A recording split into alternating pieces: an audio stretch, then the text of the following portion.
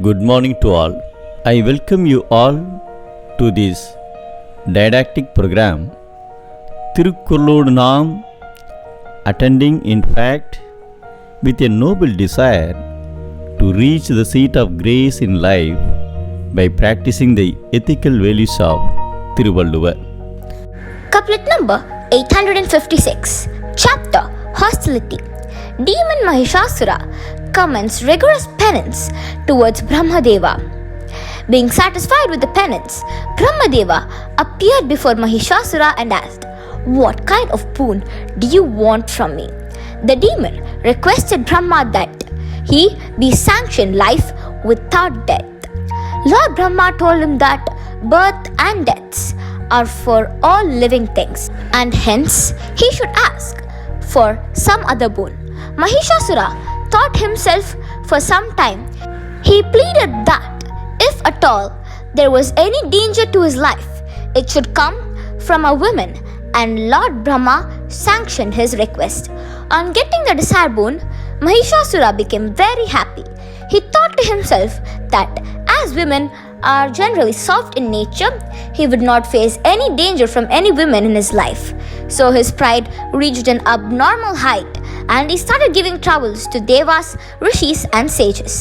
Unable to bear the troubles, they represented before Vishnu, who told them that as there was a danger to his life from a woman, they could go and represent it to Parashakti.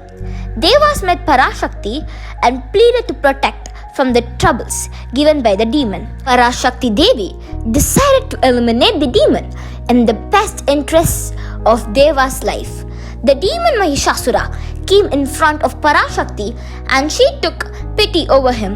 She wanted to shower affection towards him initially, but that was not taken place, because even if good deeds are done by good people, bad people will prevail upon evil things only, and there is an end to such things as per the adage. Shakti fought against Mahishasura and won the battle on 10th day of the war. Devas became very happy, and the day was celebrated in the world as Vijayadashmi, marking Shakti Devi's victory over Mahishasura.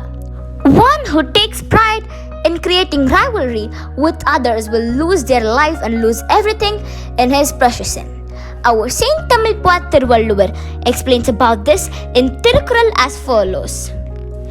இகலின் மிகலினிது என்பவன் வாழ்க்கை தவலும் கெடலும் நனித்து. I recite.